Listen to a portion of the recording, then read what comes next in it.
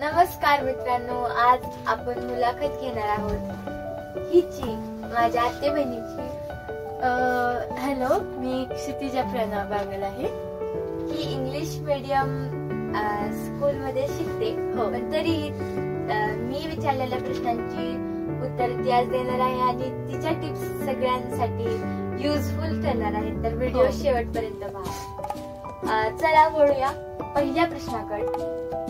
तो म्हणजे आहे सगळ्यात बेसिक आणि महत्वाचा प्रश्न म्हणजे परीक्षेच्या वेळी तू कशा प्रकारे अभ्यास करते? मी तुम्हाला 4 पॉइंट देते त्याच्याबद्दल. 2 पॉइंट देते त्याच्याबद्दल की पहिला पॉइंट तर जर आपण पहिल्यापासून म्हणजे शाळा सुरू झाल्यापासून परीक्षेपर्यंत जर आपण नीट अभ्यास केला, आपले कन्सेप्ट क्लिअर केले, बेसिक्स वर काम केलं, विकनेस वर काम केलं आणि जर आपण ते सगळ्या गोष्टी नीट पाळल्या तर एक्झामच्या वेळेस आपल्याला लोड स्ट्रेस हे काही येणार नाही. आणि दुसरा पॉइंट, सगळ्यांना असं वाटतं, सगळ्या मुलांना तर मुली त्यांना तर असं वाटतं की अभ्यास बोरिंग आहे. तर ह्याच्यासाठी आता खेळ इंटरेस्टिंग आहे आणि अभ्यास बोरिंग आहे, हे दोन्ही वेगवेगळ्या गोष्टी आहेत. पण तरी पण त्यांना असं वाटतं की खेळच जास्त इंटरेस्टिंग आहे. मग आपण असं करू शकतो की अभ्यासाला खेळासारखंच इंटरेस्टिंग बनवून आपण त्याच्यावर काम करू शकतो आणि ते सगळ्यांना आवडेल. तर तू खूप छान सांगितलं, सगळ्यांना समजलं असेल. तर बोलूया दुसऱ्या प्रश्नाकडे. तो म्हणजे परीक्षेच्या वेळी नेमकी रिव्हिजन कशी करावी? सगळ्यांचा प्रॉब्लेम आहे आणि काही जणांना तर माहितच नाही रिव्हिजन म्हणजे काय. रिव्हिजन म्हणले की सगळे पहिल्यापासून सगळे धडे वाचायला सुरू करतात. आहे तसं पण आहे.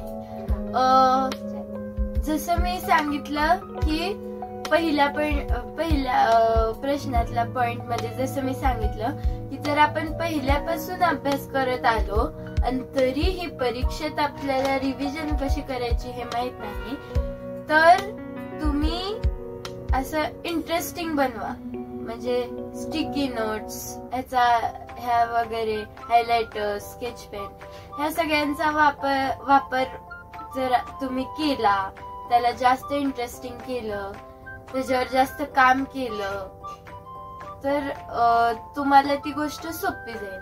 आणि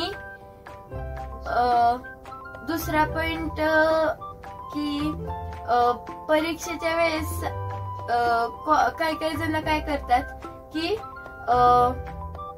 आता जर सायन्सचा पेपर आहे समजा, तर त्याला 2 दिवस राहिले समजा, तर त्या दोन्ही दिवसात ते 2 दिवस घेतात सायन्स कम्प्लीट करायला. आणि स्टेट बोर्डला आय थिंक सो सुट्ट्या नसतात. हो, नसतात, शाळेत असतात बऱ्याच. आणि मग त्यांना लोड येतो 2 दिवसात एकाच विषयाचा केला, आपल्याला सगळ्या विषयांचा करायला पाहिजे होता. तर एकतर त्या पेपरच्या जो पेपर आहे त्याच्या आदल्या दिवशी त्या पेपरचा अभ्यास करायचा आणि उरलेल्या बाकीच्या दिवसात आपल्याला दुसऱ्या सब्जेक्टचा अभ्यास करायला पाहिजे, जेणेकरून सायन्स लक्षात राहील आणि बाकीच्याही गोष्टी लक्षात राहील. आपण बघितलं तिसरा प्रश्न आहे की रोजच्या अभ्यासात सतत आपण जे आता मी तुम्हाला 2 गोष्टी सांगते. पहिला पॉइंट, 2 गोष्टी सांगते की आपण शाळेवरून आल्यावर, जर समजा आपण शाळेवरून आलो तर आपण जेव्हा होमवर्क करतो तर आपल्याला कधी असं वाटतं की अरे आपण अभ्यास केलाय, आपण अभ्यास केलाय आणि आता काय गरज नाही अभ्यास करण्याची, आणि त्याच्याचमुळे होमवर्क फक्त संपवण्याचा एम असल्यामुळे ती कन्सेप्ट कळत नाही. आणि दुसरा पॉइंट, आपल्याला तर ह्याच्यात इन्क्लूड नाहीये पण सांगते, काही काही स्टुडंट्स असे असतात की ते लाजतात आणि टीचरांना क्वेश्चन विचारत नाही. राईट? तर आता आपण घरच्या समोर तर लाजतो, तो एक परिवारच आहे. आता पूर्ण आयुष्य तर नॉलेजवरच असतं. मग टीचर ही नॉलेजची पार्टच आहे, तर मेन पार्ट आहे. मग त्यांनाच जर आपण कन्सेप्ट सांगितली नाही की आपल्याला कळली नाही, तर ती कधीच कळत नाही. आपण किती पण मोठं किती पण अभ्यास करतो, कारण त्यांना ते माहित असतं, टेक्निक असते त्यांच्याकडं, ती नीट आणि आपल्याला कळेल असं सांगतात. आणि तिसरा पॉइंट आहे की आता संडे आहे समजा, तर आपण कधी कधी काय होतं, आपण बाहेर जातो, ट्रिपला जातो, सुट्ट्या वगैरे. संडेच असं नाही, बाकीच्या सुट्ट्या सुद्धा. मी एक किस्सा सांगते. मी काय करते, मी ट्रिपला गेल्यावर अभ्यास घेऊन जाते. का तर तिथं हॉटेल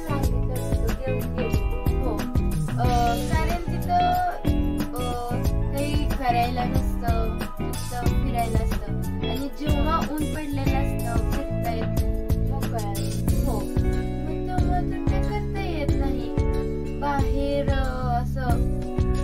तर जाता येत नाही उन्हात. रूमच्या बाहेर काय करायचं बोलतो. म्हणून अभ्यास, आणि मी ड्रॉइंग बुक पण लिहिली, म्हणजे जर ड्रॉइंग करायचं बोर व्हायला लागलं तर अभ्यास करायला लागलं. म्हणजे सेल्फ स्टडी आपल्याला आपल्या अभ्यासात घ्यावं. हो, आणि ती सेल्फ स्टडी केल्यामुळे आपल्याला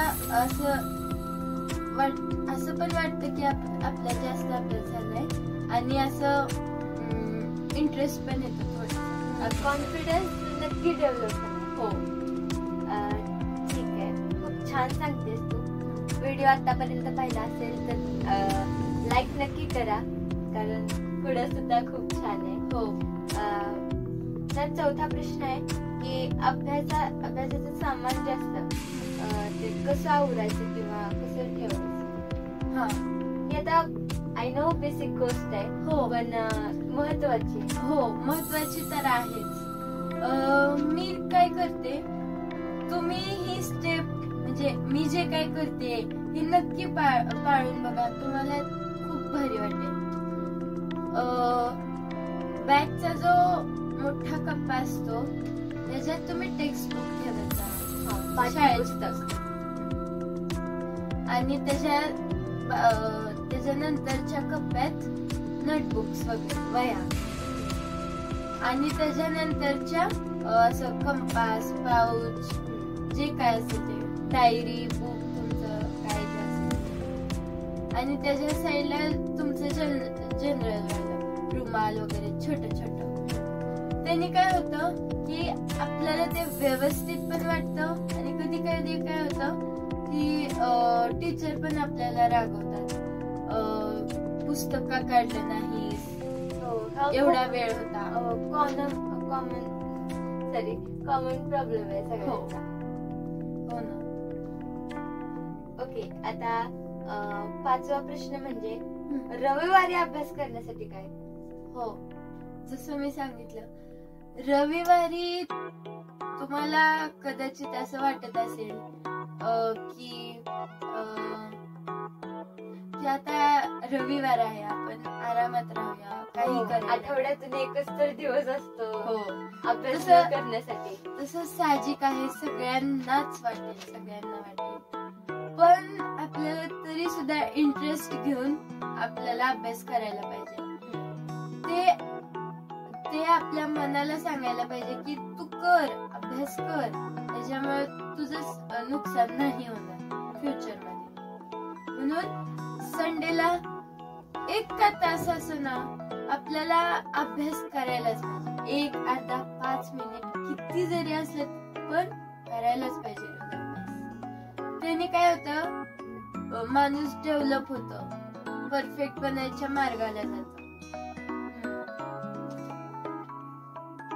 तर पुढचा प्रश्न म्हणजे परीक्षेच्या वेळी शाळेत असताना अभ्यास करावा किंवा, म्हणजे आता आपण मागच्या एका प्रश्नात पाहिलं की स्टेट बोर्डच्या मुलांना जास्त तर सुट्टी मिळत नाही. एखाद्या वेळेस रविवार वगैरे मध्ये आला तर मिळू शकते, पण परीक्षेच्या वेळेस किंवा युनिट टेस्ट असते त्यावेळेस काही सुट्टी असेल असं काही नसतं. तर त्यामुळं शाळेत असतो आपण पूर्ण वेळ. तर तिथं नेहमी बरं का माझा अनुभव आहे की सारखं मन हे खेळाकडे जातं, कारण सगळे फोर्सच करत असतात की अभ्यास कर. जो तो शिक्षक येतो आणि अभ्यास कर म्हणून सांगतो. हो, हे साहजिक आहे की छोट्या मुलांचं किती पण 10वी पर्यंत वगैरे असं ना काय होतं की जे गोष्टीला मनाई केली जाते ती गोष्ट आपल्याला अशी करू वाटते. कारण आपल्याला बघायचं असतं नाही करण्याचं काय कारण आहे नक्की, आपण का करू नये म्हणून. म्हणजे आणि खेळाकडं कुणी नको म्हणत नाही. म्हणजे काही जण म्हणतात खेळायला नको, ते वेगळे रिझन्स, पण कोणी नको म्हणत नाही. आणि तो इंटरेस्टिंग असल्यामुळे त्यात वेगवेगळे असे टेक्निक असतात, फिरून केला जातो आणि त्यात पळायची वगैरे मज्जा सुद्धा येते. मग जर तसंच एका खेळासाठी मी एक्झाम्पल देते, तुम्ही स्वतःच एका रूम मध्ये बसा, एकटंच रेडी वगैरे काय जे असेल ते मांडा, स्वतःच्या हातात पुस्तक घ्या आणि स्वतः टीचर बनवून त्यांना शिकवायला लावा.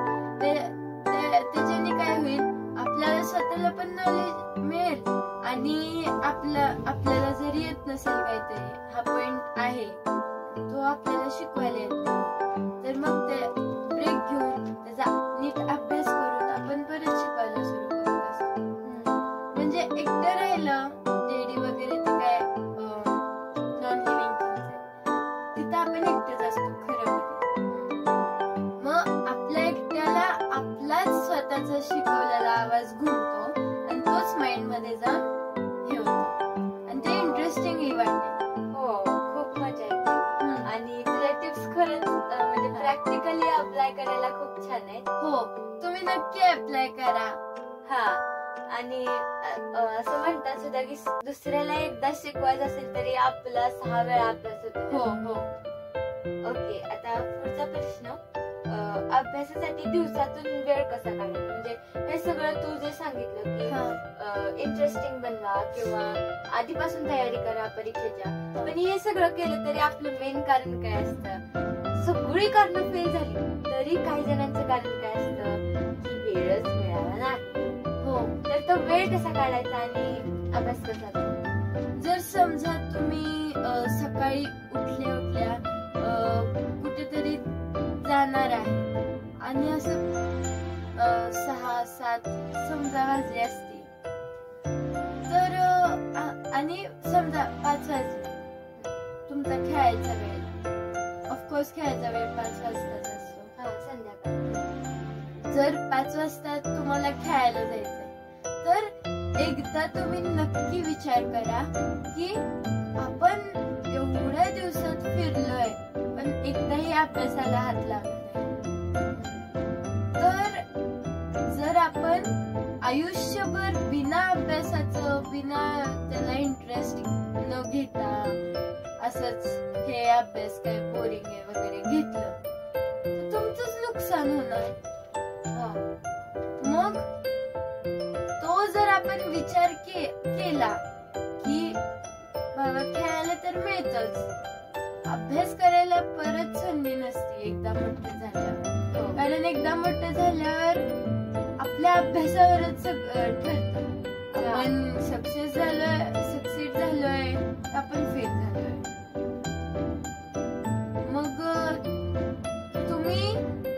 व्हिडिओ बघून नक्की विचार करा की खेळणार का तुम्ही, किंवा डिस्ट्रॅक्शन कोणतं हा. असलं तरी. तुम्ही खेळणार, मैत्रीण बोलवतीये चल ग खेळायला, अभ्यास काय बोरिंग असतो खेळायला चल, का तुम्ही अभ्यासाकडे जाणार. जे काही हाका मारत नसतं, बोलवत नसतं, ते फक्त फायदा दाखवत असतं. हो फक्त फायदा, मार्ग आणि सक्सेस दाखवत असतं. मला कमेंट मध्ये जरूर उत्तर सांगा की तुम्ही खेळाकडे वळणार की अभ्यासाकडे. हा, म्हणजे ही सांगते त्याचा अर्थ असं नाही की म्हणजे खेळण्याकडे लक्षच देऊ नका, तरी महत्वाचं आहे. पण जेव्हा एकदम अतिप्रमाण होतं कुठल्या पण गोष्टीत तेव्हा ते कंट्रोल नसते, आपल्या हातात कंट्रोल नसते. हा, आता दोन्ही 50-50 असले पाहिजे. हा, आता शेवटचा प्रश्न तो म्हणजे मोठ्या सुट्टीत अभ्यास कसा करायचा. मग ते उन्हाळ्याच्या असो, दिवाळीच्या असो, किंवा इतर कुठल्याच सणात अभ्यास. ओके, आता समजा आपण दिवाळीचं हॉलिडेज घेतले, समजा 10-15 असतील, 15 दिवस असतील, तर आपण 10 दिवस 15 दिवस नुसते फटाकडे वगैरे घालून हे करतो, सेलिब्रेट करतो.